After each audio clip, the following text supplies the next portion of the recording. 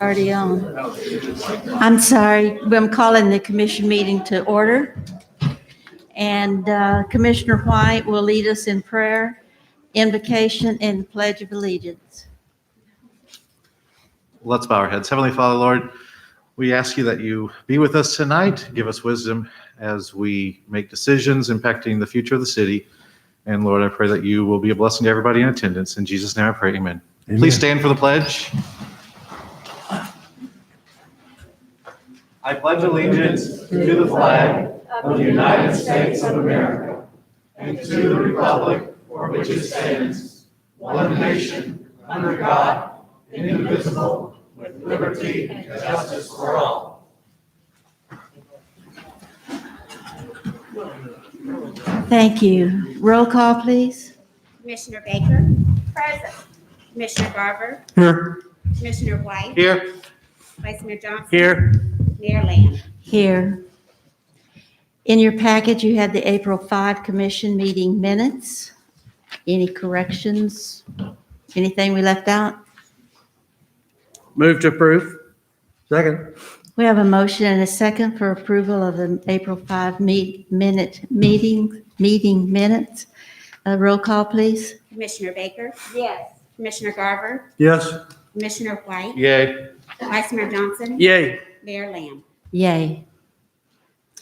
Now's the time we have set aside for comments from our commissioners. Excuse me, not from our commissioners quite yet. We'll do that at the end.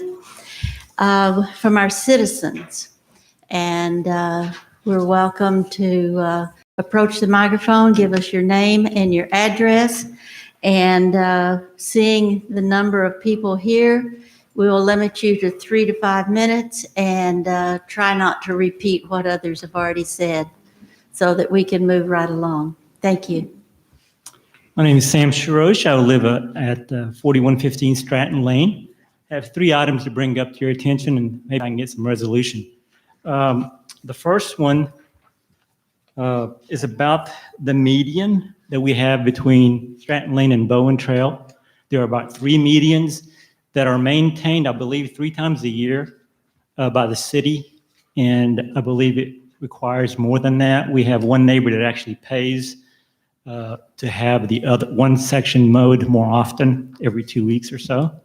So I would like to ask if the city could maintain the median on the Stratton Lane and on Bowen Trail.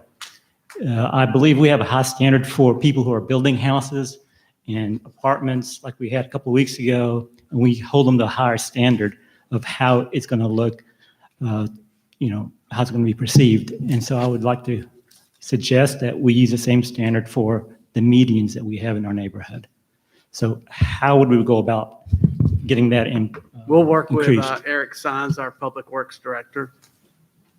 Okay, but I think it requires somebody approve it, whether it's the city manager or you guys, right? Eric Sines is our Public Works, and his crews are the ones who take care of all of the medians and so forth.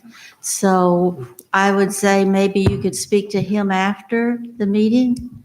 Yeah, I believe I've talked to him last year, and I think it requires additional approval to mow it, to trim it, mow it more often.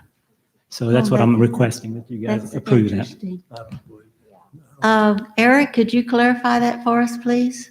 Yes, I spoke the same last year about medians. Basically, we mow them the same rotation that we mow every right-of-way within the city.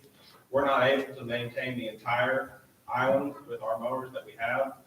And previously, we have attempted to mow them with landscape personnel, which has had a high injury rate between twisted ankles and yellow jacket stings and stuff like that. So we actually contract out the portion we can't reach to another company to come back in and do it by hand.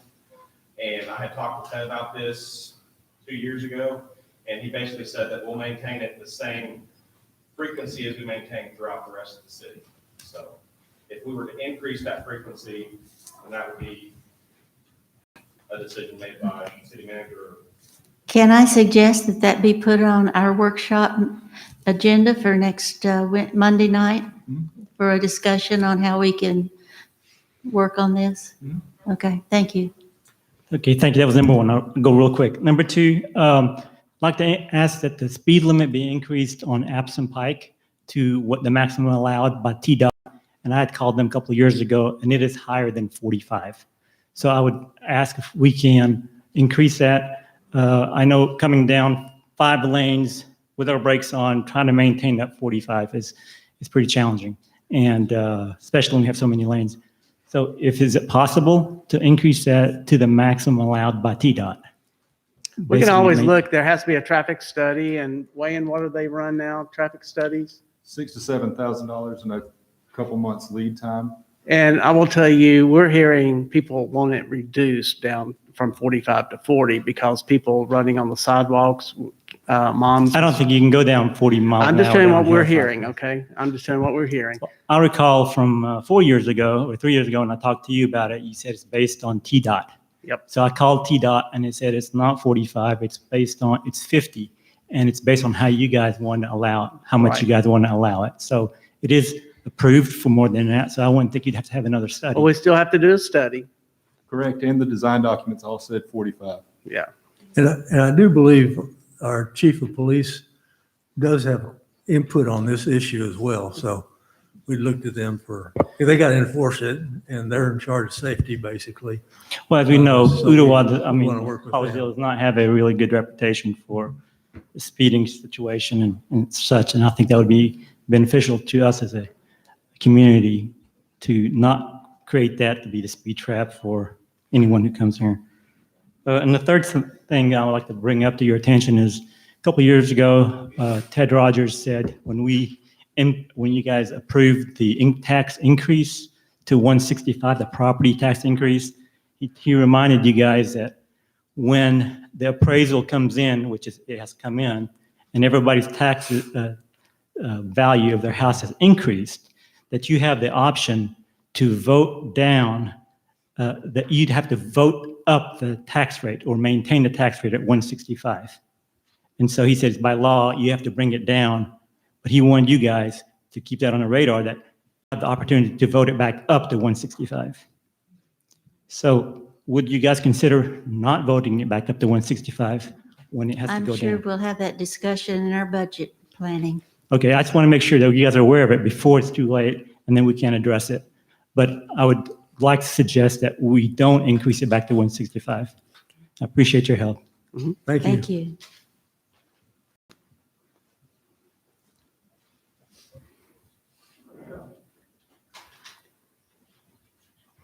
Hi, my name is Teresa McKittrick. I live at 9200 Layland Drive in Greenbrier, Cove. And wanted to bring up just a couple of the traffic concerns I have about the on-street parking that's planned for Swinyard. My biggest concern is that people who come down Appison Pike, turn right on Swinyard, they're going to want to leave by Appison Pike. They're not going to want to go around to Ottawa, Ringgold. So they're going to end up making U-turns. And it's either going to be U-turns on Swinyard or up into Greenbrier Cove or at the apartments. So I'm not sure what can be done to stop U-turns, but I would ask that y'all look at that as part of it. We also have a lot of runners and walkers that walk in the street, and it's even where there is sidewalks. And my concern is once you have cars parked there, it's going to be even more difficult for drivers to see those people. So again, just something I'm bringing up. I have no solutions for these things.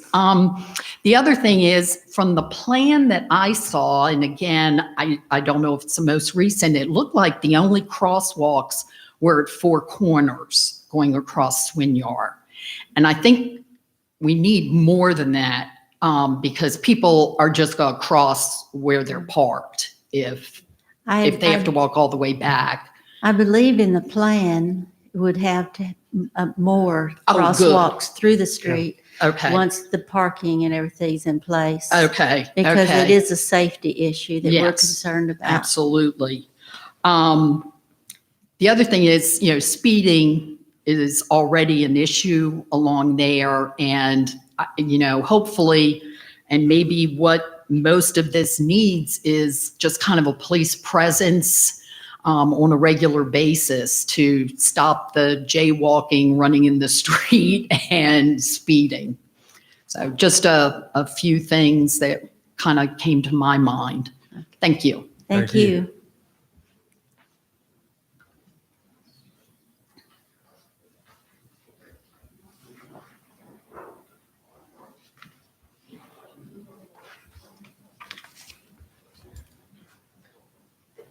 Hi, good evening this evening.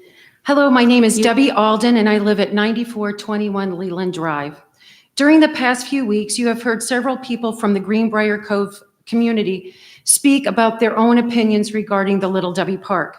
Tonight, I come before you as one voice representing many of the residents of GBC. We are more than 6% of the garbage cans in this community.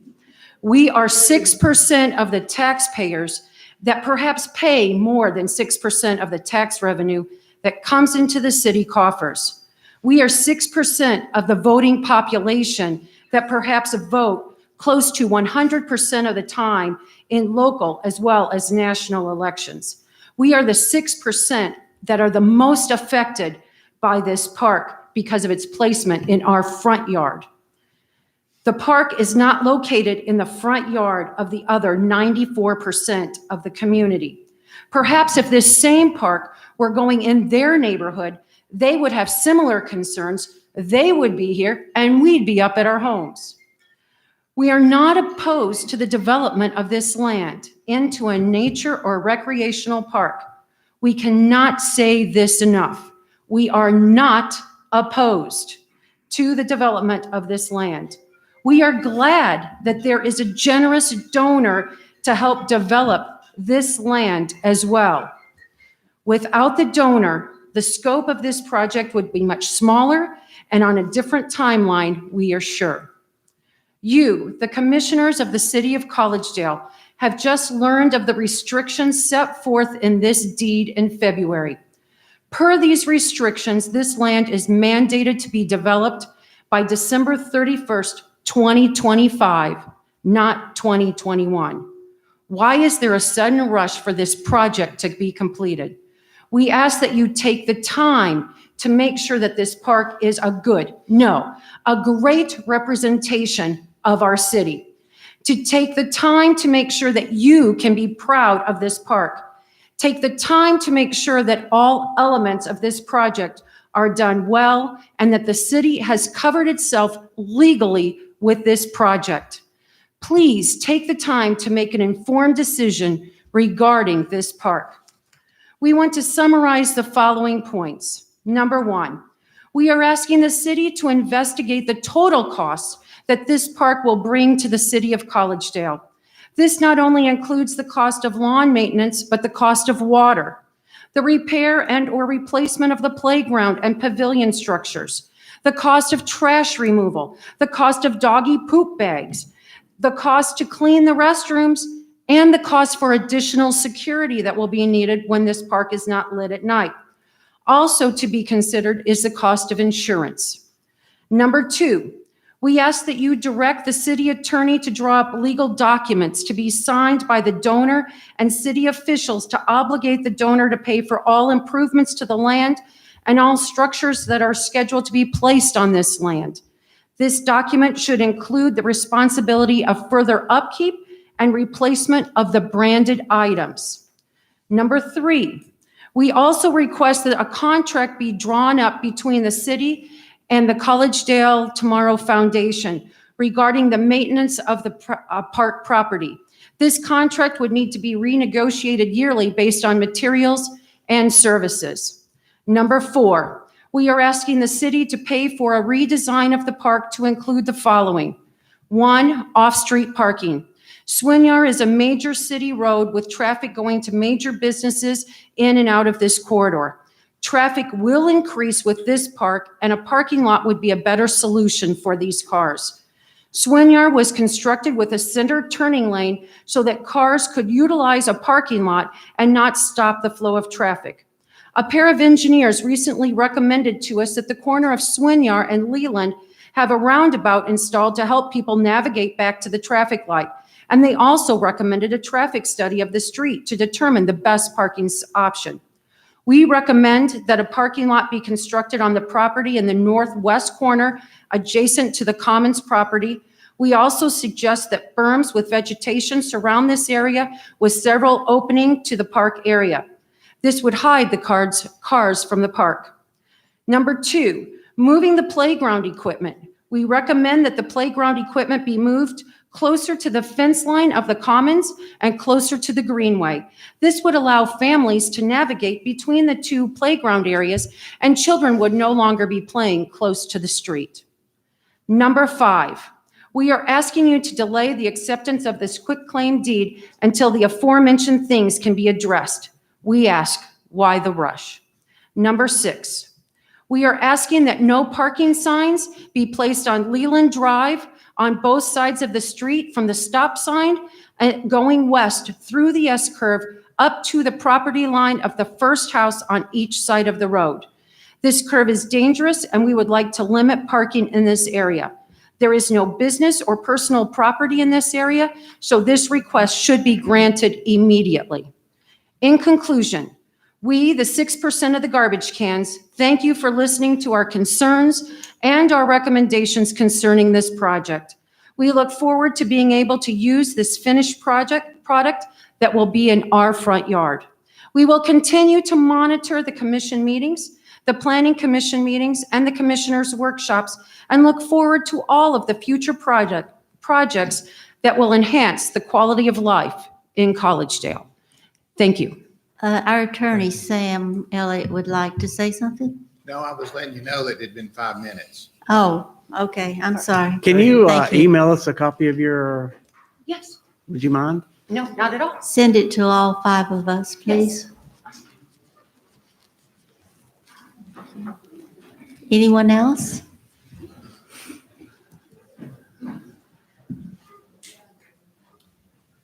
Good evening. My name is Jim Willis. I live at 4120 Bird's Eye View. Obviously, I don't live on Layland Drive, but I'm sympathetic to the people in that area who have spoken against this project. Before I moved to Collegedale about 6 months ago, I lived in a house that backed up to the woods, and I loved those woods. Enjoyed watching the deer run and play through there. But I realized that land didn't belong to me, and the people it did belong to could do what they wished with it. I don't like some of the things about this park project and the way it came forward, but I think it would be a mistake to turn down the generous gift that's been offered to the citizens of Collegedale for this park. I'd much rather have a park there than some other developments that might come. I'm looking forward to taking my grandchildren to that park. And I know how to parallel park. I'd encourage you to accept this gift, which would allow you going forward to spend any park and recreation money you had, not to build a park of this magnitude, but perhaps to follow through on your plan to build pocket parks and trails throughout Collegedale. Thank you. Thank you.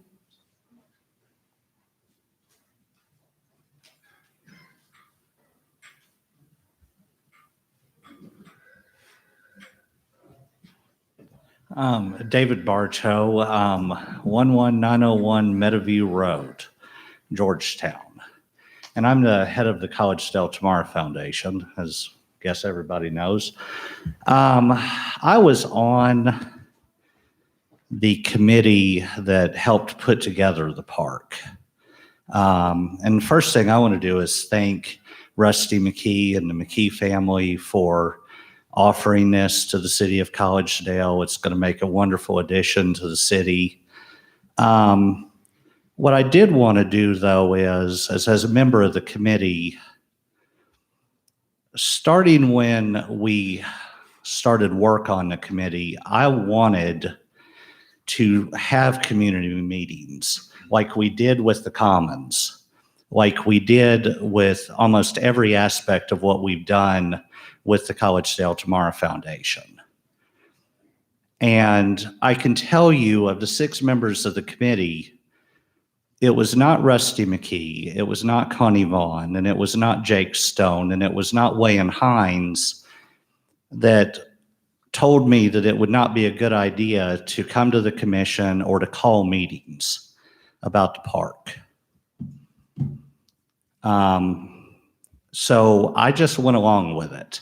And for that, I feel I should have disobeyed that. And I should have come to you all, talked to you all about every aspect of the park, talked to Greenbrier about every aspect of the park, talked to other citizens about the aspects of the park, instead of keeping the whole thing under the rug. So that's, I guess, my apology to you all, and especially to my friends in Greenbrier, who have been some of Collegedale Tomorrow's best supporters. They've helped us more than just about, next to the city and our major donors. They've helped us more than almost anybody has with the Commons. They've been real partners with the foundation and the Commons. And so I feel I owe all of them an apology too for not having the kind of meetings that we had with the Commons. So that was it. Thank you, David.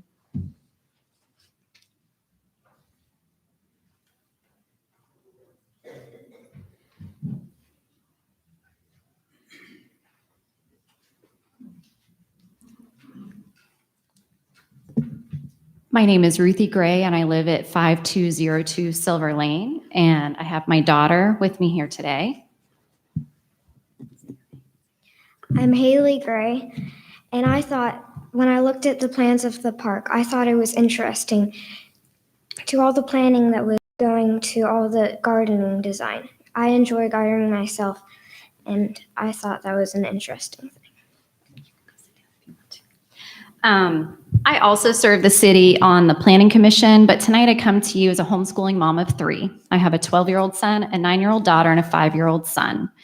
I am that mom in my Honda Pilot. Sometimes it's full, all 8 seat belts are full, and it's piled in the back with all the stuff. The scooters, the bikes are attached to the back, the rollerblades. And I just want to say that sometimes back-in parking is what you want, because you want to back in, you want to open that hatch, and you want all those kids around the back of your vehicle, and you want them grabbing their stuff and going into the park and not running back into the road, which is not a great idea. I also remember when I had little kids, when they were babies, and you're trying to get them out, and you have the stroller in the back, you have all these other things in the back. So there are some benefits to back-in parking. There is no perfect parking solution. Everywhere you go, there's a challenge with the parking. And I don't see anything that is going to be perfect about what we do with the park here. So everybody's in a tight spot here with the parking. So I want to identify and validate that. I also want to encourage you guys to accept this very generous gift that we're given. As I look at all the development happening in our city, I see all the postage stamp lots having houses built on them. What we need more than anything is we need green space. And if the city does not accept this gift, what is going to go there? Is it going to be, it could be anything, but here we have in front of us a golden opportunity. And I want to say, please accept it. Accept it on behalf of all of us. We need multi-generational interactions out there.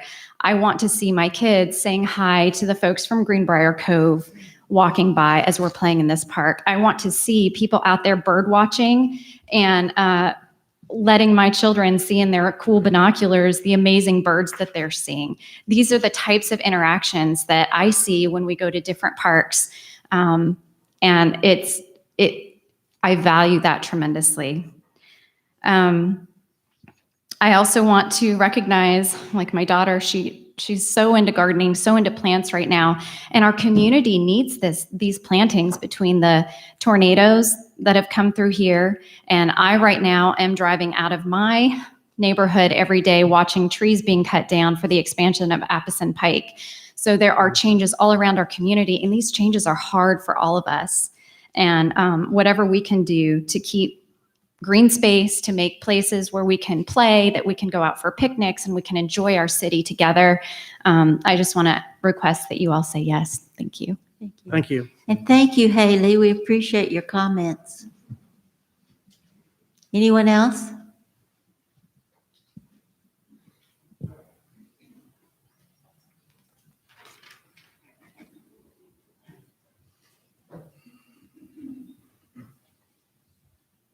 Dennis Gustafson, 9487 Layland Drive, Greenbrier Cove.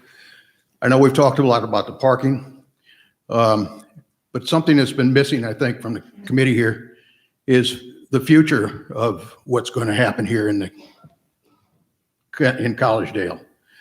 And one of the things that disturbs me is that despite the fact that we've got all this back-end parking that you guys have got planned out here on our street, and they're talking about another building across the street and dedicated parking for those individuals. Now, what happens when the people come here to use the park and the people are parked in those spots? Where are you going to put them? You know, the stuff going on over here at David's place next door, that parking is filled up most time now because there's events going on here all day long. Parking needs to be on the site. You could put the 80 spot here very, very easily. You'd eliminate all your problems. But you have to get your head out and take a look at this parking situation. Make these people across the street, regardless of what kind of agreements you've made, you can change the law again.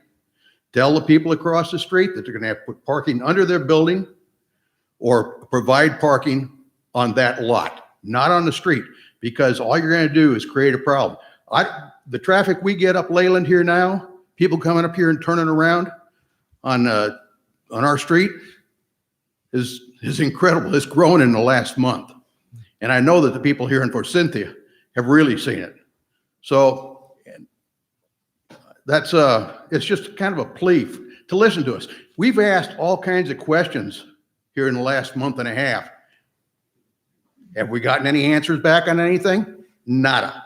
Not a one. Not on the legal issues, not on parking, nothing. So, you know, we just like to see some actions from you folks up here. We appreciate them wanting to put a park up here, but it's their way or the highway.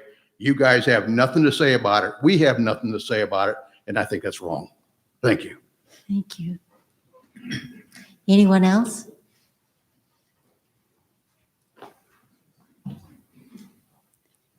Seeing no one, we'll go on with their agenda.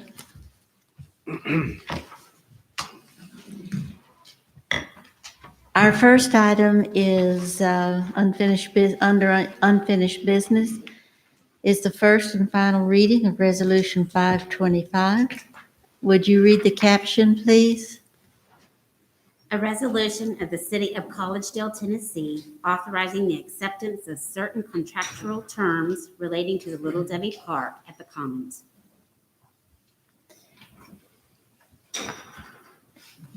I'm opening up here for comments from our commissioners. So I'd like to make a recommendation. Okay. I'd like to see, and our city attorney can correct me where he needs to.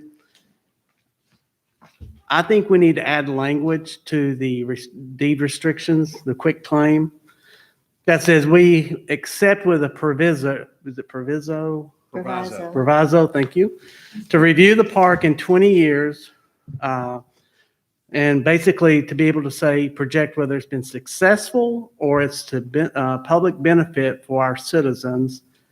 And then in 20 years, we would take 6 months to review that based upon data.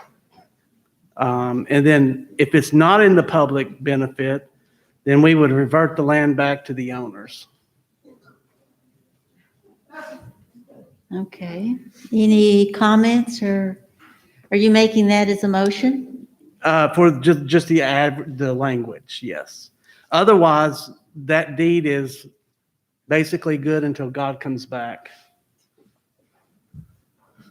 Okay. So Mayor. excuse me, go ahead. I was going to Commissioner ask White. for clarification.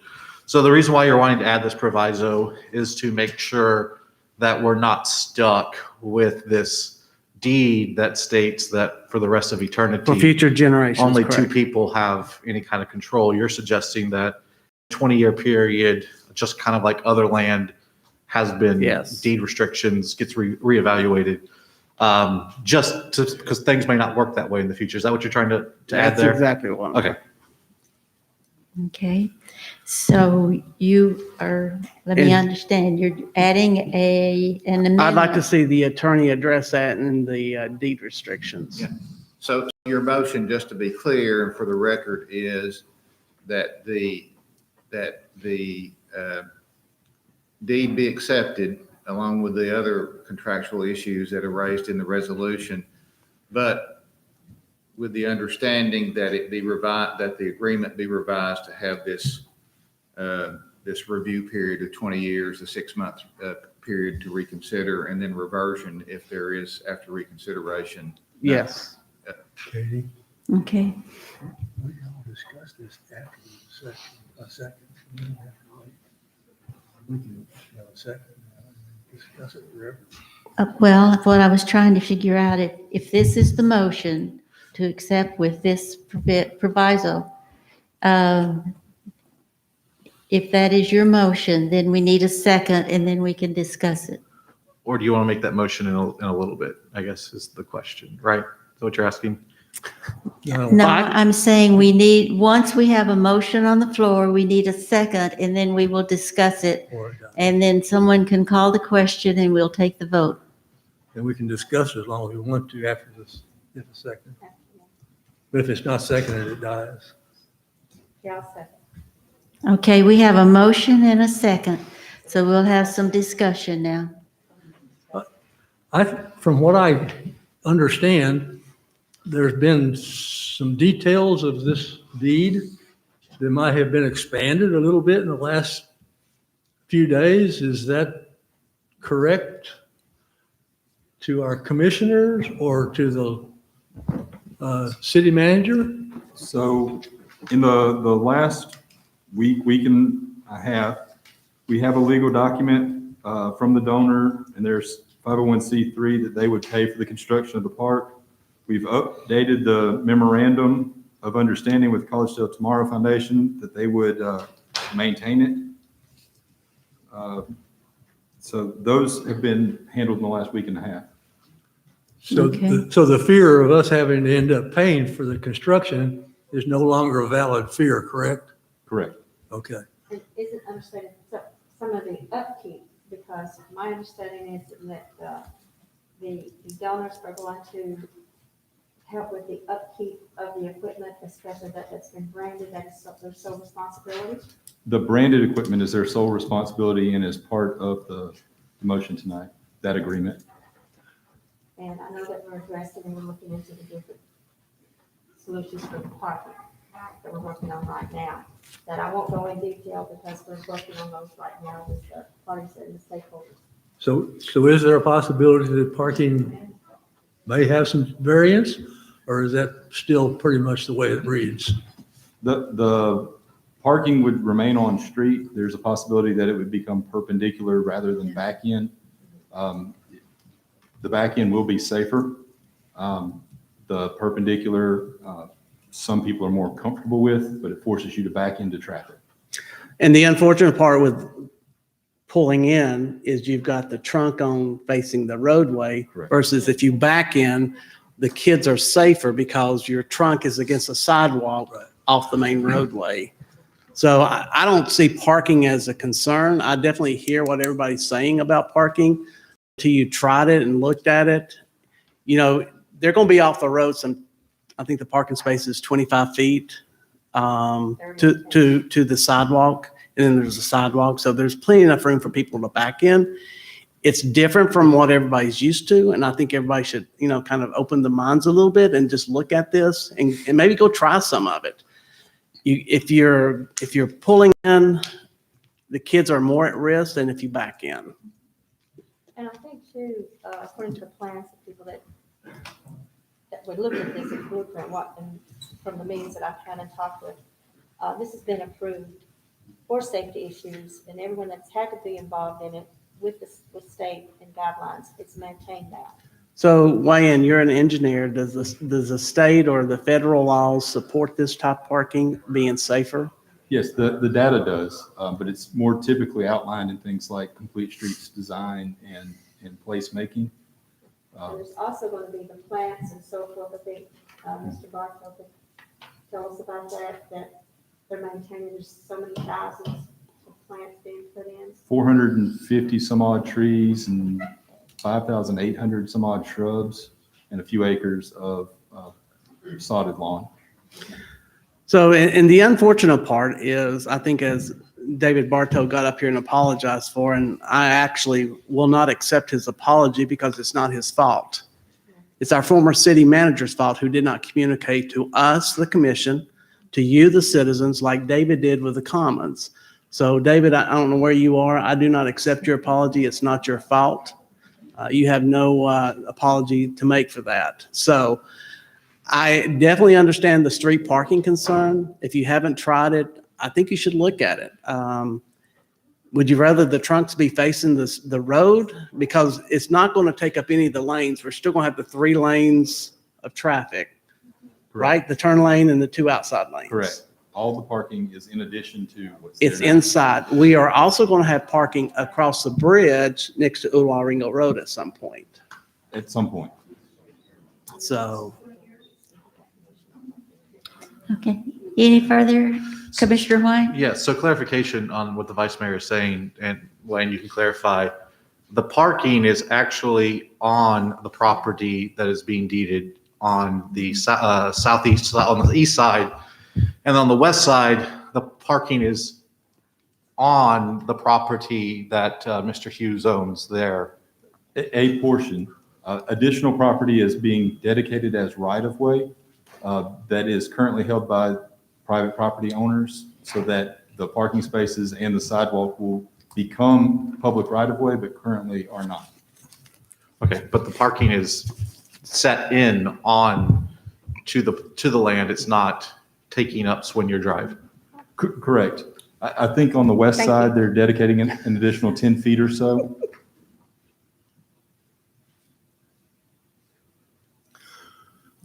Commissioner Carter?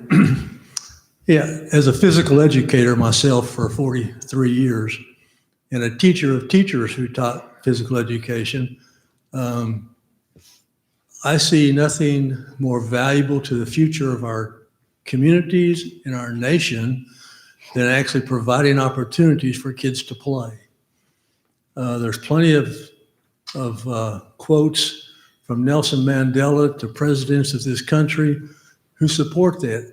My biggest thing that has changed in my mind in the past 20 years maybe is the fact that it's not safe for these kids to go out in the streets and play like I was able to do as a kid. So where do they go? And that is something that I am proud to be a part of a community who has traditionally looked at places where kids can go to play. And so that's why the whole field in front of the Veterans Park is open. It will never have anything there. It's just green space and it's for the kids. And so I believe that only where children gather is there a real chance for fun is an interesting comment, an interesting statement. I think we could spend some more time on that, but youth have abilities to do things to their body that once they get older, they don't. You have a period of time where your body can adjust and make different cells and things.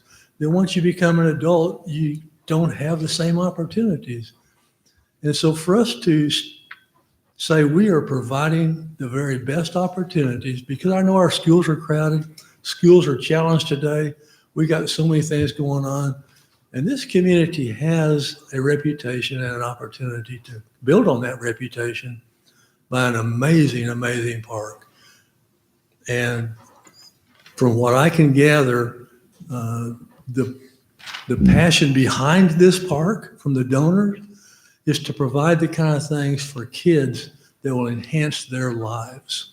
And that's something that I want to be able to do in harmony with my philosophy of living in kids and providing for them. So I think we've got a great opportunity, and I look forward to what happens this evening.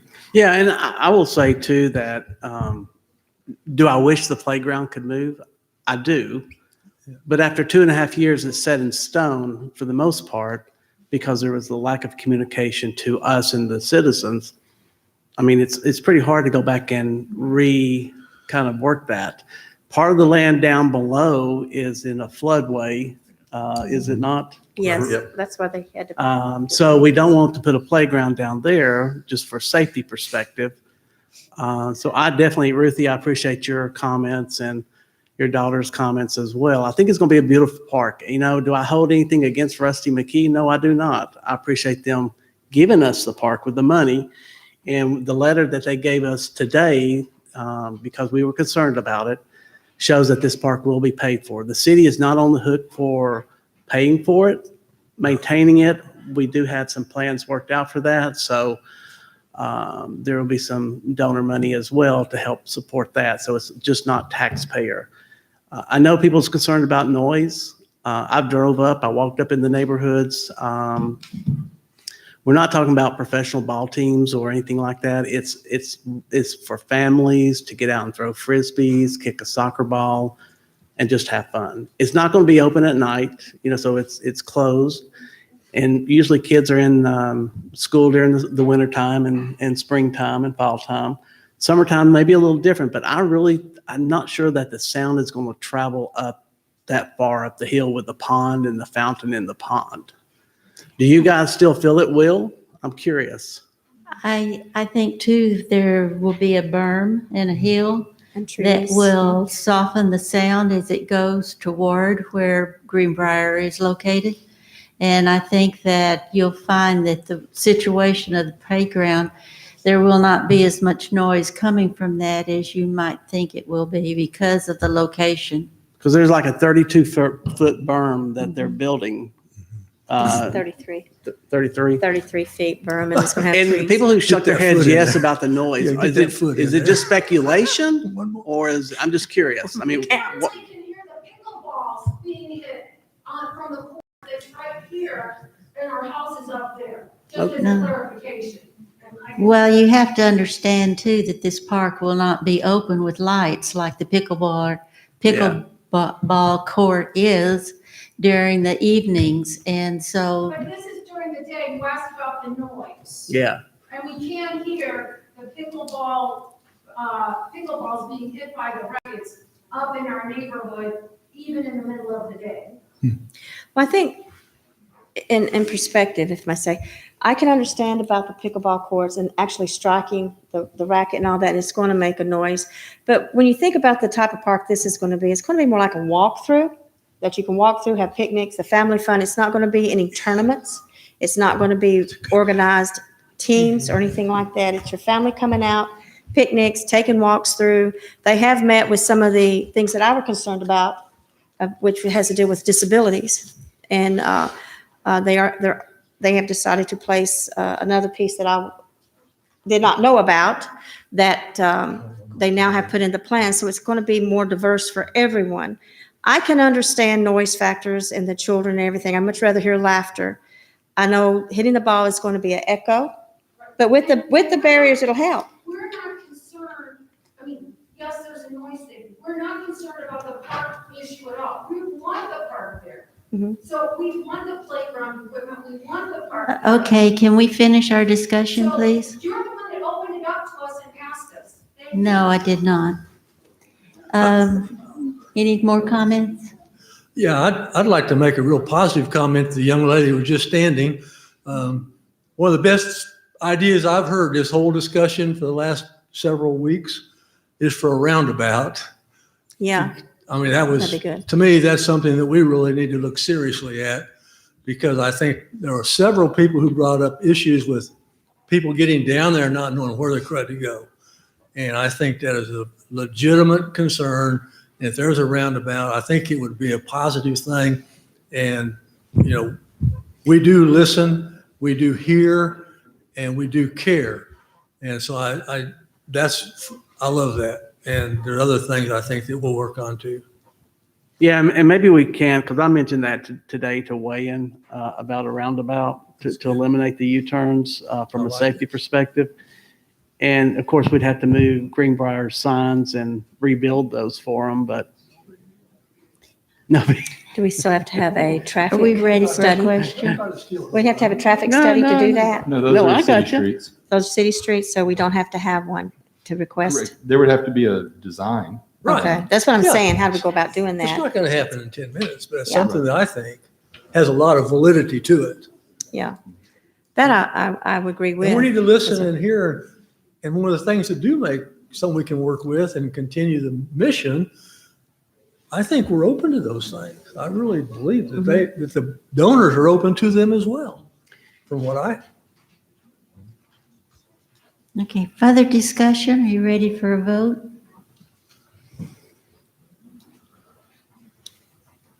Question? Roll call, please. Commissioner Baker, Yay. Commissioner Garber, Yes. Commissioner White, Yay. Vice Mayor Johnson, Yay. Mayor Lamb. Yay. And that's based upon. the Commissioners, I will take this to McKee's lawyer and discuss it with him. We may be bringing something back to you to tweak it at our next meeting, but I will proceed with this with your instructions. Okay, thank you. Our next item is the Planning Commission membership. Last 2 weeks ago, when we did this, I included the Planning Commission in with our other commission, our other membership groups. And it specifically says in the Tennessee statutes that we have, the members here of the commission have to nominate that commission person that is on the planning commission. So I'm open for a nomination for a commission member to be on the planning commission. Are we talking about Commissioner Garber? Are you on the planning nominating commission? him? Yeah. Okay. Any other nominations? Okay, so we have a roll call, please? Is there a second? Oh, excuse me, we need a second. This agenda's so long, we'll be here all night. I'm sorry. I'm sorry. We need a second, I'm sorry. So have we always voted on? No, we have I didn't not. think so. That's what I was trying to. That's the reason we did it 2 weeks ago, like Yeah. it's been done ever since I've been on the Yeah, commission. that's what I was thinking. So And it was brought to my attention that it was not correct. So I'll second. that's the We're just reason I'm bringing it rectifying. back. Just I'll rectifying. second. If you look at the municipal code that's online, it specifically says that the commission member is nominated by the commission. We just haven't done it right for 20 years. That was before our time. Yeah. I'll second it. Okay, we have a motion for Commissioner Garber to be on the planning commission. And a second roll call. Commissioner Baker, Yes. Commissioner Garber, Abstain. Commissioner White, Yay. Vice Mayor Johnson. Yay. Mayor Lamb. Yay. So welcome. That says something about the lawyer you've had for 20 years, Mayor. Okay, our next item is the city manager search update, and Hannah Rogers from MTask is here to help lead us through this. Good evening. Welcome to Collegedale. You can take that off if you want. Yes, ma'am, once I hand it back. Thank you.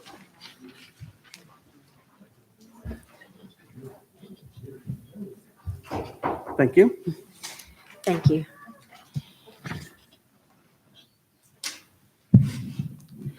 Okay, I'm here today to talk with you about, yeah, you're fine, about the city manager search. And so what I've provided you in the handouts is on the top sheet, you'll see the rankings from where I asked each of you to provide 4 names, and that is tallied there on the front. And you can see then the totals on the right side. The next page is the scoring that I did for you. And I also provided you with how I do that, the definitions for scoring. And so what you'll see there is it's based on cover letter and resume. So how well do they write? How well are they going to communicate on your behalf when they're putting out official documents? And then it is also based on their education. So that is in line with what you had in your job description. Experience. You will see that the top one on the experience is 10 years plus. That's just kind of like an extra bonus if they were more experienced, because that's more they would bring to you. And then professional involvement.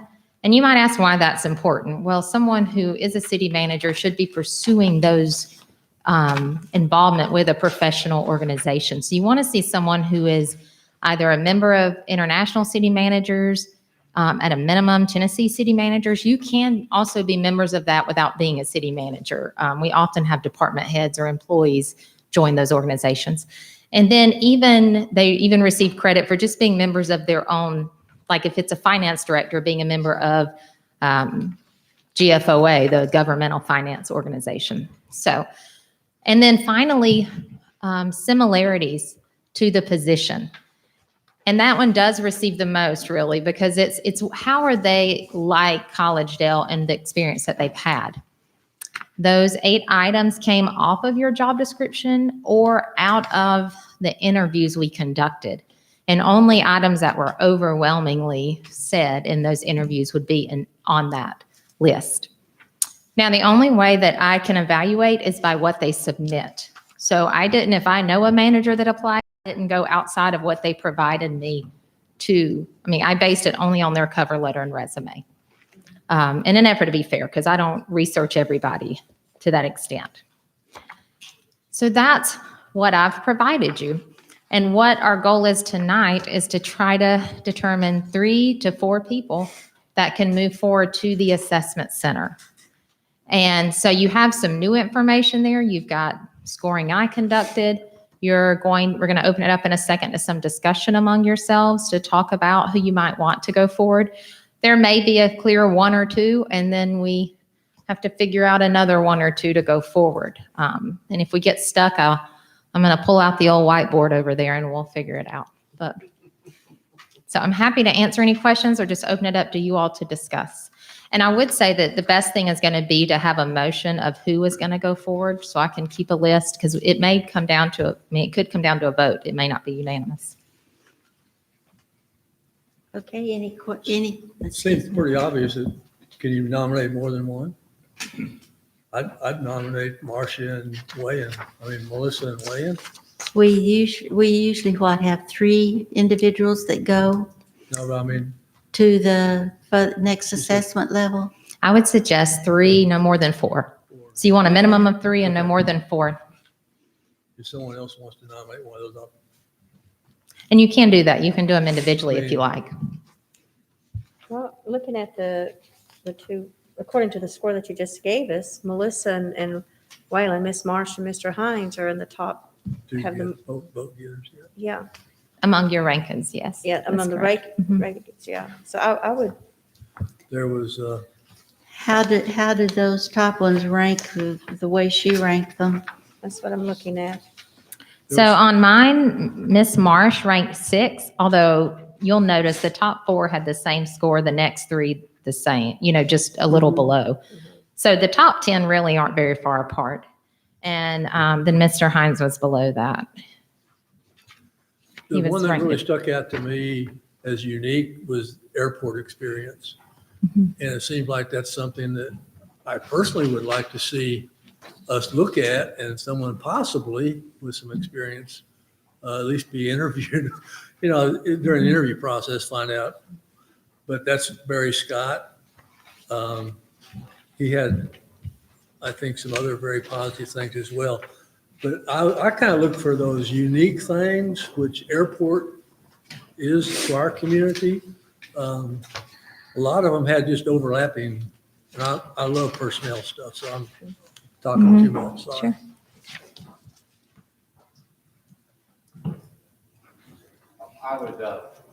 I would second the Commissioner Garver's point that Melissa Marsh and Wayne Hines be at least considered in the top two.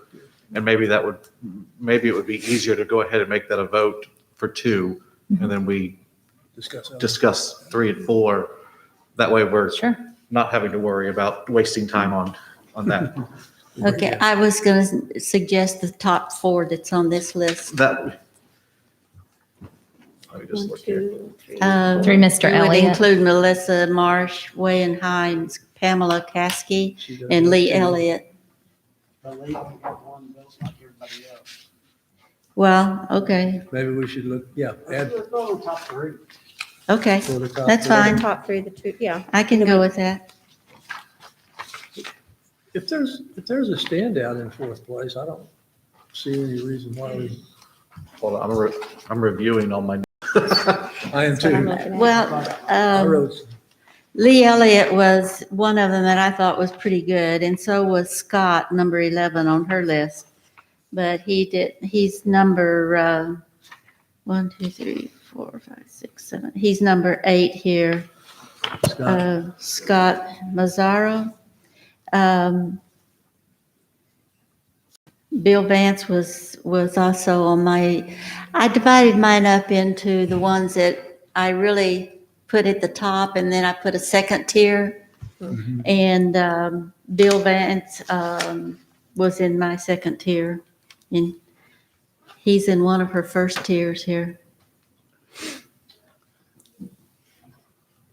My concern with Mr. Elliott was that in his cover letter, he forgot which city he was applying for. He did. I noticed that. Evidently, he used that letter for other places. It's not uncommon, but yeah. No, I I know was it's like, not uncommon. oh, proofread, buddy. Well, and I guess the reason why that's a problem is just in conjunction with the fact that he's been interim at multiple places. Right. Seems that he likes to jump. And I know he stated in there that he won't, is looking for something more permanent. Right. But that just caught me as something that concerned me. But he was in my second level tier of. Several of these were in smaller towns like we are, rather than large cities. which I thought was good. So. Oh, Mayor, I'd like to point out that Tyler Johnson stuck out to me because in his cover letter, he seemed to be one of the few that actually talked about issues, addressed issues that were going on in Collegedale. That is and correct. how he would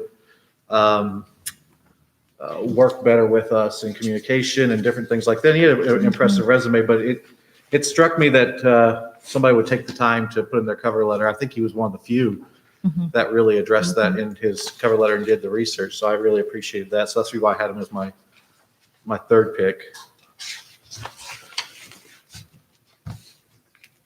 And I also looked at, since I'm talking, I also looked at development, recruitment, and planning as a top skill that was needed just because of where we are in growth. Right. Yeah, And that's I the reason picked why. out strategic planning as one of the things I looked for. Also economic development. Yeah.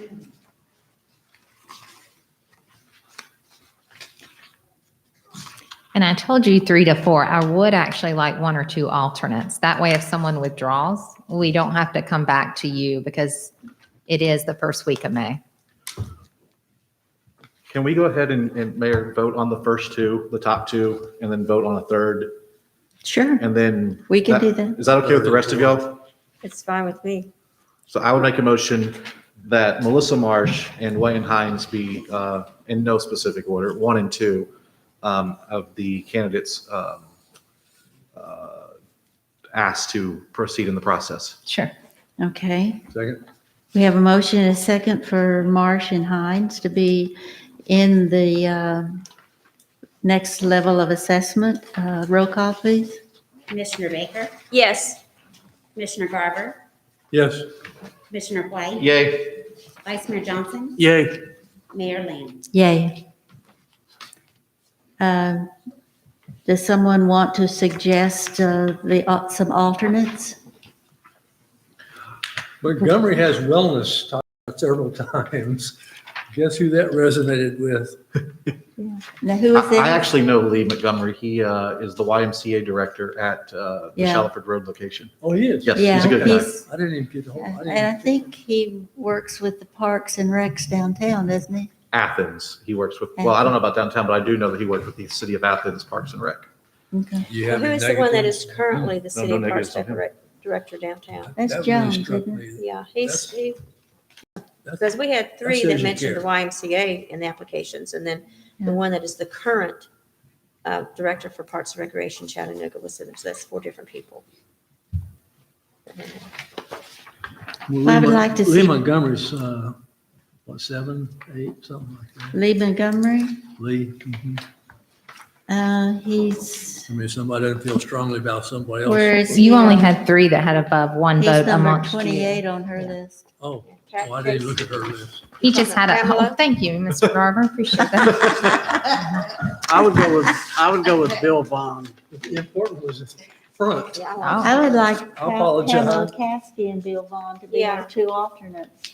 Well, we still need more for the actual assessment So center why can't we too, put because those you only on have there? 2, so you need 3 to 4, and then plus 2 alternates. Oh, so we need 4. Let's do 3 3 or and just 4. 3, Okay. however you want to do it, and then alternates. Shall we put Bill Vaughn Yeah, put Bill, well, on our? You mean Bill Vance? Vance. Vance, I'm sorry. And then Pamela Caskey, is that how you pronounce the last name? Caskey. Mhm. Yeah. So on those two? Pamela, did you notice that she put a different city in her cover letter as well? I didn't notice At the that. bottom, that her exit strategy was York? Yeah. Or exit clause, She's the one currently serving as an interim in Spring Hill, which just landed that huge. and then is also, she previously was with, most recently Sevierville, but had been a manager prior to that, yeah. Well, here's one we agree on. I really found that Melissa Marsh had a lot of things. In fact, I think I had She's, her up there with, she's in She's our on there. first 2 that we voted on just now. no, oh, that, okay. Melissa If I Marsh. look at 2 pages, you missed me on. Well, there's 2 marshes. You have There are 2 Marsh marshes, that Patrick, might be and you have- confusing. Yeah, I'm sure. Okay, and you suggested Vance? Yes. yes. I think you said he was on your list. as He was well. on my list, yeah. Yeah. He was in my second tier Where's Bobby list. Parker? but I think he was on liked a him. couple people's just past Where's Bobby 4. Parker? See, I picked out 5, and she told me I could I only just went have with 3. 4. I thought it was Oh, I 3. should have let you bounce some, right? Yeah. I had 5. Always last. Might have 6. Get that. What, I was on narrowing Mr. Vance, what do you guys, I'm trying to find his resume. He wasn't in any of my stacks, so what was his thing that stuck out to you guys? He has a lot of experience. Yeah. I didn't bring my group He was with on my- me. he I was didn't on my bring list. my resumes with me. Okay, I can tell you, he's most recently been town manager at the Lauderdale by the Sea, Florida. Prior to that, he was with Pickerington, Ohio for 8 years. Lady Lake, Florida for 5 years. That's back in the early 2000s. Didn't he have some strategic planning with him? He did have a lot of planning, like he talked about CDBG and I'm looking back through his. It's been a few days. He's the one he listed out kind of what he had done in accomplishments, which several did. Yeah, I found it.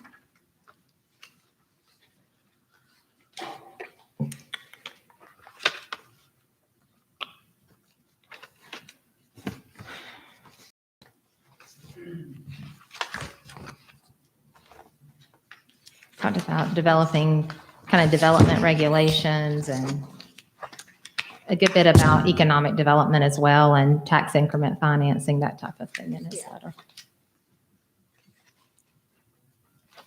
Wrote a lot about communication and wanting open lines of that. think he would be good to add. Okay, so is there one other person we want to put with this? So are we going with Vance? If we put Vance in the next motion, is there a second one in there you want? I would like Tyler Johnson, but that was just based off of those. Tyler Johnson? That's Yeah. what you need two more, right? I need one to Plus two more. Yeah, Mhm. we need one to do more. So you and then discussed Pam alternatives. Caskey, you discussed that, and then brought up Tyler Johnson, and you discussed. Okay, tell me Bond. about Tyler again. So he's the Communication Community Development Coordinator at the City of Richmond, Kentucky. He has background in business development, relationship yeah. management. He's the one who addressed the concerns of Yes, Collegedale. yes. He was Okay, up to I date on remember it. him now. He's been a city manager, intern, His name? Tyler Johnson. Can I hear a motion then for Tyler Johnson and Bill Vance? Make a motion. Second. Okay, we have a motion to add Tyler Johnson and William Vance to the assessment group. Roll call, please. Commissioner Baker, Yes. Commissioner Garber, Yes. Commissioner White, Yay. Vice Mayor Johnson, Yay. Mayor Vance. Yay. Now, All right, to keep the fun going, can you give me 1 to 2 alternates in case one someone or drops two out? I mean, alternates. if it drops to 3, I'm not panicking, but if it goes below that, because some may have already taken jobs. Would someone remind me of Alan Parker? Because I didn't bring my, What was the name now? Alan Parker. the number 4 on your scoring list. Yeah. It was on, I didn't bring my packet. It's on the floor. Okay. Alan Parker, he wrote a really personal, he did write a very good cover letter. He's a lifetime member of ICMA, has his MPA degree. Most recently was in, I guess, Hemet is the way you say, California. General fund of 40 million. Prior to that, he was in San Bernardino, California. He's the one that, he had a lot of finance experience, like had helped bring them out of bankruptcy. He seemed to have more finance than city management, right? Now, he's been a city manager for, well, There was one that I recall seemed to be more finance rather yes. than management. He's been about 5 years. Prior to that, he was 5 years over a band of Indians, which is very common out west. That's similar to a city manager job. So that had been his. And before that, he'd been a city manager, redevelopment director, and a consultant. So he was a city manager. He just had experience with a lot of finance, pulling them out of a deficit. And he's one from California. He was. Well, he lives in North Carolina right now, Yeah. but he had been in California.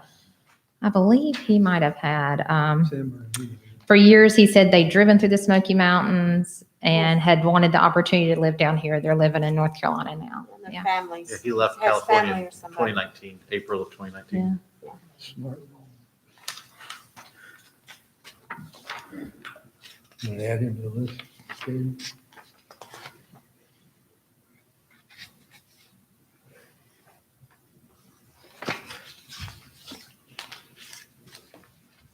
I marked him on my list.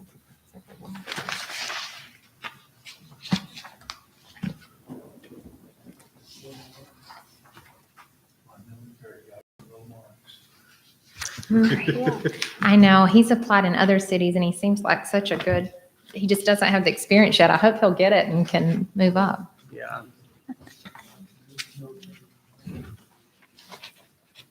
Are you in the running? Am I in the room?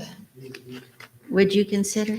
No, ma'am. I would not. Because I know you were a good one, Signal I Mountain. appreciate that. Thank you.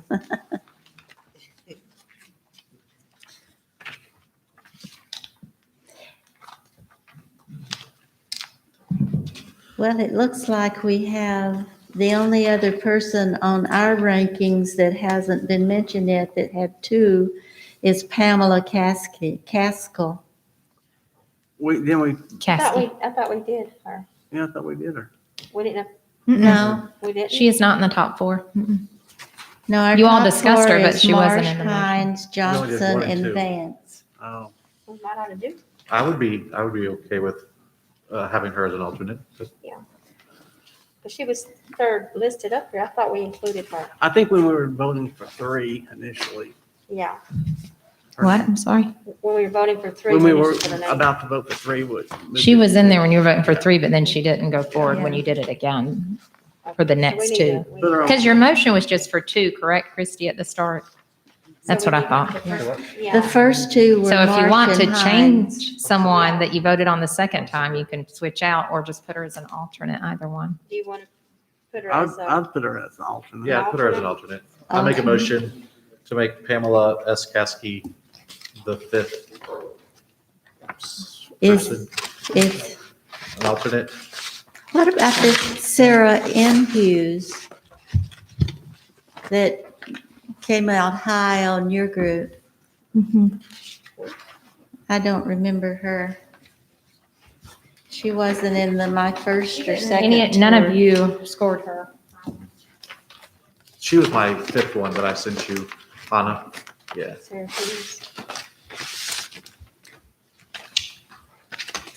She's the one, she had been a town administrator, and then she worked for the DC Department of Housing and Community Development for a little while.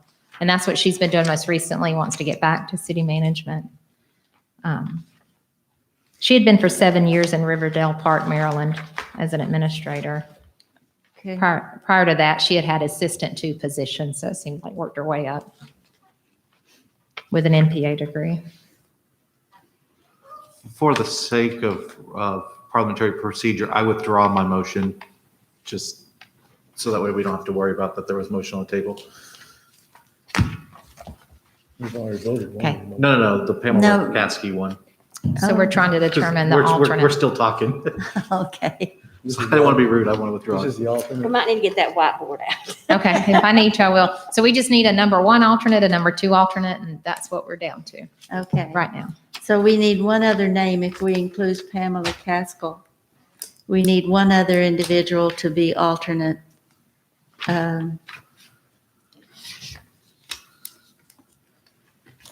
In my second tier, when I was going through them, of the top 10 that Hannah has given, I had number 10, John Coffey. I had number 9, Michael Nagy, and Randall Smith, Scott Randall.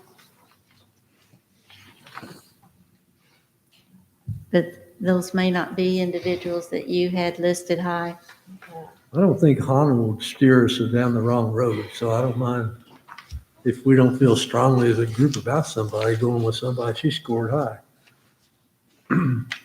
Well, you can look at I'm trying to see who's crossed over. Impulse was one that a couple of you had in a second tier. Alan Parker is in both of our top ones. He got 1 vote. I'm looking down. He stood out. That's about it, other than what you've already chosen that I had put in the top 10 and you had as well. Well, shall we put Caskell and Alan Parker? Fine. They're in her top 10. Could be our 2 alternates. As alternate. Somebody make that motion if you're I'll make ready. the motion. Can you rank them, which one's 1 and which one's 2, so I know who to call first if necessary? I think Pamela Caskey should be number 1 since she was in the Parker top number 3 of 2. us and Okay. number 1 for Hannah. Is that okay with your motion? Okay, do we have a second on that? Second. Okay, we have 2 alternates. Alternate number 1 would be Pamela Caskell. I don't know if you can hire her, you can't say her name. And Diane. Alan Parker, number 2. Roll call, please. Commissioner Baker, Yes. Commissioner Garber, Yes. Commissioner White, Yay. Vice Mayor Johnson, Yay. Mayor Layland. Yay. Great job, thank you. My next thing I need to ask you about is we will be holding that assessment center the first week of May. And then we'll need to be arranging your commission interview following the panel. So I need to know any other interviews we need to be scheduling. Is there anything beyond the group commission interview that you would like us to work on? I know when we were in that workshop, we had talked about the community stakeholders. And I talked to Connie Vaughn and Franklin Farrow and some others that were wanting to be a part of the process. Do we need to tell you that now? If you are wanting to do that, then we would work on a reception. Now, that would have to be probably multiple separate receptions, like each time one's here for your interview. Okay, would you clarify for me what you mean for them participating?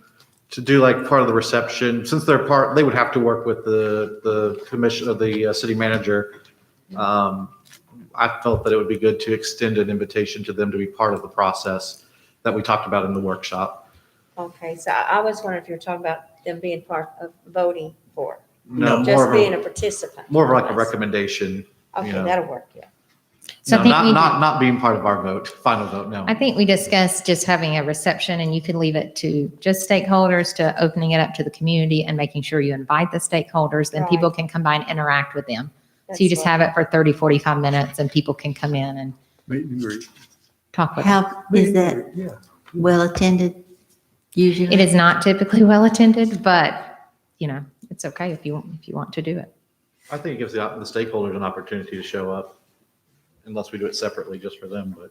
Yeah.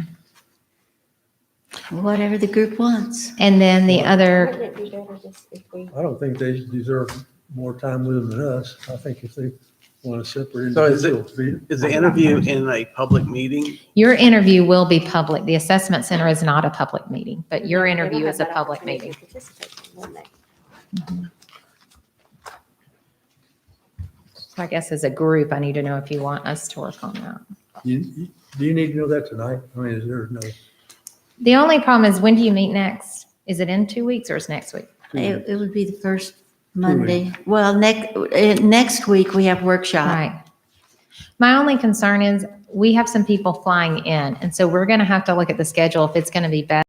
Now, we can fly them in twice. That's okay, if you're okay with that. And then we'll just bump out another couple weeks for their interview with you. If we do a community meeting, we discuss letting them meet with department heads. Like, if you want to do that, they would be coming back in town another time. Are any of these interviews done by Zoom? I mean, you all could, not the assessment center. It's Okay. not typically. But the interviews could be. You could. You're doing public here, because they're going to be participant. What? So they would be I'm just curious. participating. I think they would be participating because it's open to the public. They can come in and get the feel of I who they want are. face-to-face. and that. But they wouldn't be interacting with them necessarily. No, not during the interview. Right. No. Can Ask get a Sam feel. a question. Sam, wouldn't you say that probably if they want to add something like a community reception, can they vote on that towards me, or they need to do that in a public meeting? It's not something they're technically voting on, but It's not a substantive.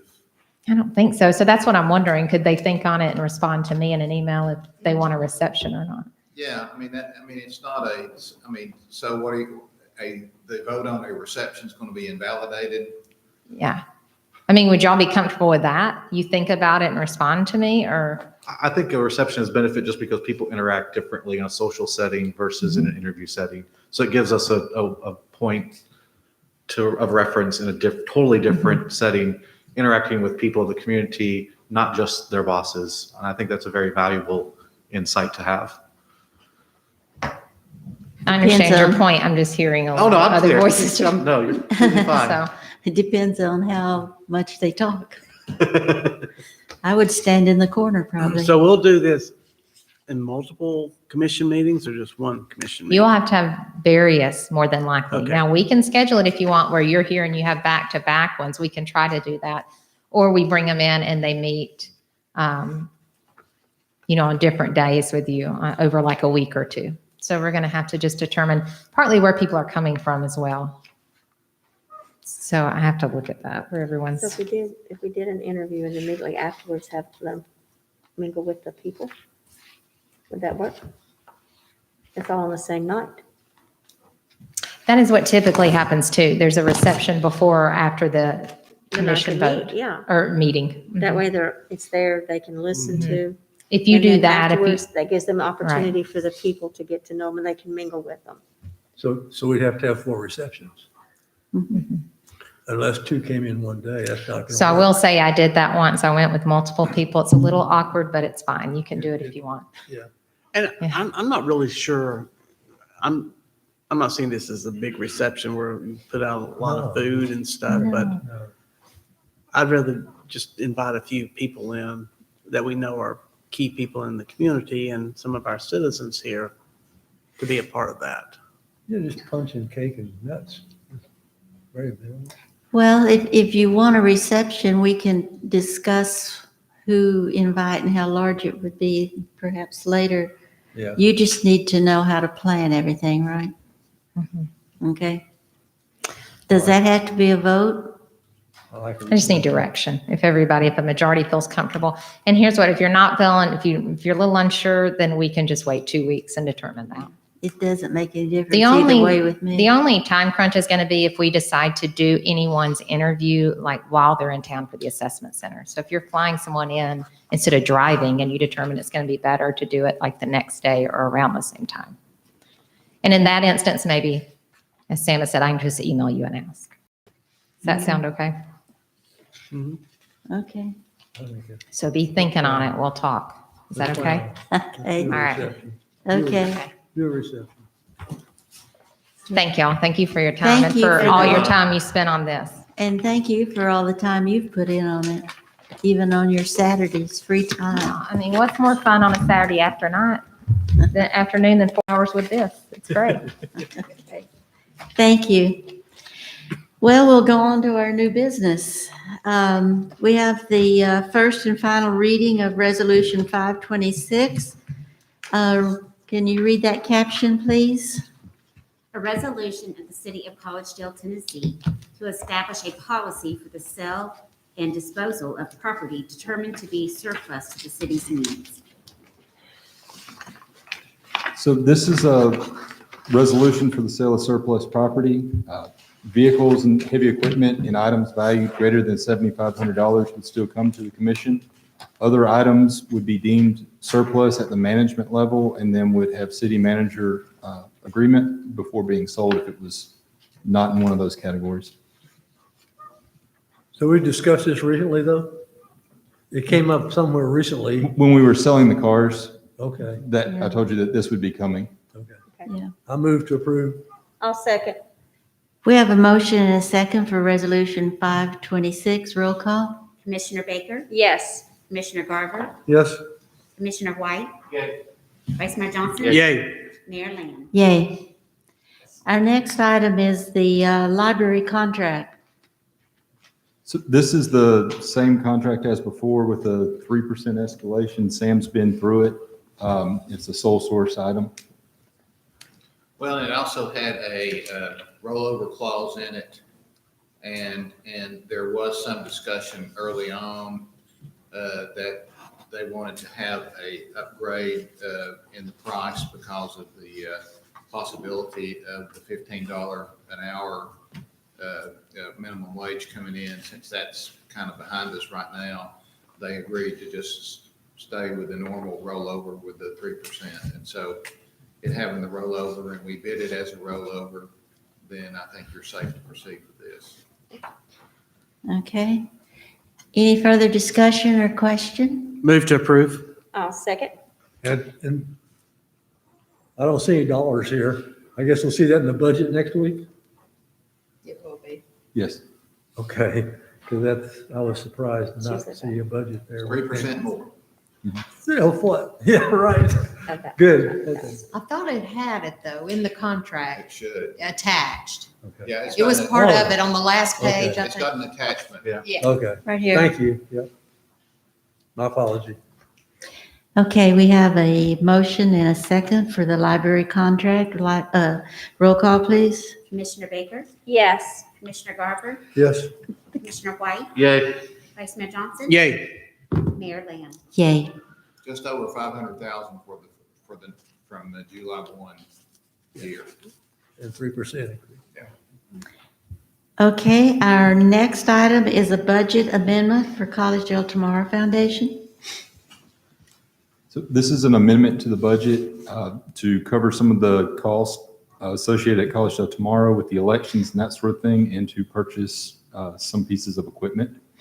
We're doing it this year because this year they had a large fundraising drive, and that keeps us under the 1/3 clause. Okay. Any comments or questions for them about this? What's the total amount? $100,200. And that's basically improvements necessary for maintaining the quality of activity. Correct. It's a catch up on some expenses they incurred due to things like the election and the tractor swing, and it's also to purchase a few pieces of equipment such as a mower and a side-by-side. Because there was some damage from heavy traffic on the Commons property during the election from all those people that were exercising their right. And also, when we had the Christmas program there, it was additional costs for them for cleanup and so forth afterwards. I move to approve. Second. We have a motion and a second for the budget amendment. Roll call? Commissioner Baker? Yes. Commissioner Garber? Yes. Commissioner White? Yay. Vice Mayor Johnson? Yay. Mayor Layland? Yay. Our next item is the contract approval for the Chattanooga market for the July Freedom Celebration. So this is a not to exceed $25,000 that was budgeted for the Freedom Festival. The breakdown is $5,000 in fees. The rest goes to talent, lighting, the AV, et cetera. We expect the number will hit closer to 20,000, but this is what we've done in the past. Yeah. So this doesn't include the fireworks. Correct, it does not. So, any further comments or questions? And this was previously budgeted, correct? Correct. This is just Yeah. authorization. I think this is the same we had last year, isn't it? Yes, we just Yeah. copied last year's. Yeah. Move to approve. I'll second. We have a motion and a second for the contract approval. July Freedom Celebration, roll call? Commissioner Baker? Yes. Commissioner Garber? Yes. Commissioner White? Yay. Vice Mayor Johnson? Yay. Mayor Layland? Yay. Our next item is the final amortization schedule and the CT 0253 for the sewer system refunding notes. So these are the sewer bonds that we refunded that you voted on previously. This is just the amortization schedule of those notes. That's what this is, right? It just has to be presented on an agenda Right. in a meeting. Do we have to vote on it or just acknowledge it? You don't have to vote on it because it's even been in workshop before. Okay. So no vote needed. But Okay. let the minutes reflect that it was presented and discussed briefly. Okay. And that way we make sure that we acknowledge it. Our next item are reports from the city administration. Michelle has the finance report. You should have the March finance report in front of you. We have received 102%, and we're only 75% through the year. So we're doing amazingly well with revenues, which is a great thing. We have spent 80% of our expenditures. And the only thing to take note of on the bank balances is because of all the property tax we received in January and March, I have done a transfer from checking into the investment cash flow account. So you'll see the difference in $5 million for both of those.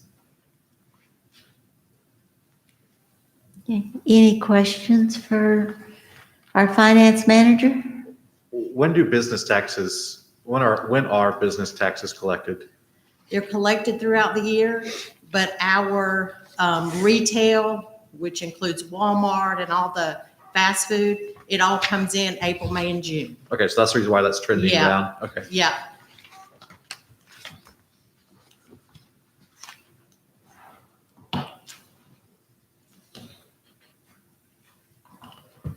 So is the airport investment fund, is it always going to be $9,000? I mean, it's been pretty much that for the last year or Good so. question. We really just have it in there with the high hopes that at some point we will have enough of a fund balance to put into there. So far through the years, we've just had enough, to cover checking throughout month to month. Breaking. So we just keep it in the bank checking account. And when you say in the fund, that means we'd have to have either more hangars, more jet fuel sales, because it's separate from tax. Yes, it is separate, and they are getting more and more of a fund balance, but it's still not enough to where we would transfer it into an investment. It's really just a small amount in there with high hopes that it will be more years to come. And Chris is doing a good job. I just wanted to clarify Yeah. that what you meant by the general or the fund balance going up was from revenue of sales, Yes. not tax dollars. No. Okay.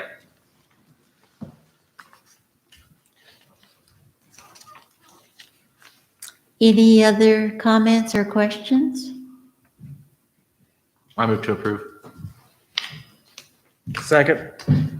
We have a motion and a second to approve the financial report. Roll call, please. Commissioner Baker? Yes. Commissioner Garber? Yes. Commissioner White? Yay. Vice Mayor Johnson? Yay. Mayor Lamb? Yay. Anything else from That's the it. city? Okay. I just want to apologize to my good friend from Greenbrier. I was a little short with you, and I apologize for that. Commissioner White? Yes, following up on our conversation earlier about the park, I really would like for us to push for a roundabout, or at least look at the study there of a roundabout at Swinier and Leland, because I think that would be a huge improvement to that community that would help ease some concern there. Especially from what I've heard, the extra flow of traffic has nowhere to go. And a roundabout would give with some proper signage, would give an ease to that community. So I really wanted to bring that up again to make sure there was a consensus of this board to kind of direct staff to move in that direction. Okay. So is that something we want to put on workshop, or could we put on workshop? Sure. Just for support, absolutely. Yeah, let's Okay. add that to our workshop agenda. Anything else? I think that's all. Commissioner Garber? Yeah, one, just for our friends in the room, I got a letter from Senator Bo Watson today. Very exciting letter to me. Everybody got one, but indicating that sometime in the future, our community will be getting some American Rescue Plan Act funds. And when we get unexpected opportunities for those kind of things, it's nice to tell people that that's in the works, and that Collegedale hasn't been left out of that process. We hear about it nationally, but we don't always realize that it's actually a part of what's going to happen here, and it's kind of outlined in the paper he sent. So It's going to be around 250,000 plus. But they haven't told us yet how we can spend it. and it seems like there may be more than one. Well, the Outlay. state is, there was a motion, I just read this from Tennessee Municipal League. The state was looking at a certain amount in the budget, but they're considering holding that so that the federal monies and the state monies will not be spent on the same things. So there's something that's going through the committees right now in Nashville. So that money may be held, the state funds may be held until the federal, but the federal probably won't be released until July or so. And TML is feeling that there's some cities that may need those funds prior to the federal monies being released. And so they're encouraging the state to not delay that, the governor not to delay that out of his budget. I do think also, if you've been watching, if you haven't, you need to, the Appleton Pike extension is unbelievable what's going on over there and the direction it's going. And a response to the gentleman who made the comment about speed limits, I really think we're going to need to and want to address several of the speed limits in our community as those things continue to unfold. Because I think he made a good point. I'm not sure how far it's going to go, but I think it's something we need to revisit from time to time. And with the new road coming in, it gives us an opportunity to do that. And that's all. Okay. Commissioner Baker. Oh, Lord. I'll keep this brief. I was walking the park the other day, and Eric, may I ask, the fence I had addressed and I asked a question about the fence that needed to be repaired over at Imagination Station. When I was walking over there the week, I just noticed that there's straw, where if the wind's blown it and it's caught up. When is that fence going to be repaired? As soon as we can get the parts to repair it, And what is an estimated projection of that? hopefully by the end of the week. Okay, thank you. Vice Mayor?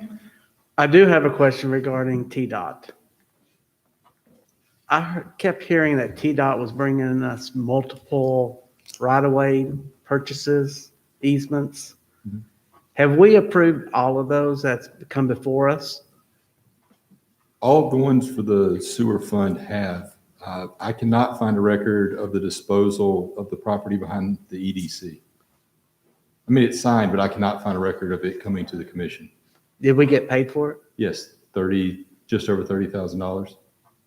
So Sam, that needs to come to us, right? We should have been involved in the sale of that. Yeah, I mean, as a matter of fact, I thought we did. All of the sewer ones and the ones that Eric and I handled did. But the one behind the EDC, I never was able to find a record of it coming to the commission. So we need to rectify that. I can bring it at the next meeting. Okay. So we need to- yeah. I was sure that we did something on some property over in that area. Anything else? Nope, that's Vice it. Mayor? That's it. I'm just curious about, and this is for codes. The property on Udawaringo Road that is next door to the Talents. Nothing has been done to cut grass or fix that house since the tornadoes came through. And that grass is very long, and it really, just go by and look at it and see if there's not something. It is the second house past the Udawa Middle School. It has a for sale sign on it, but there's someone still living in the house. That's all I have.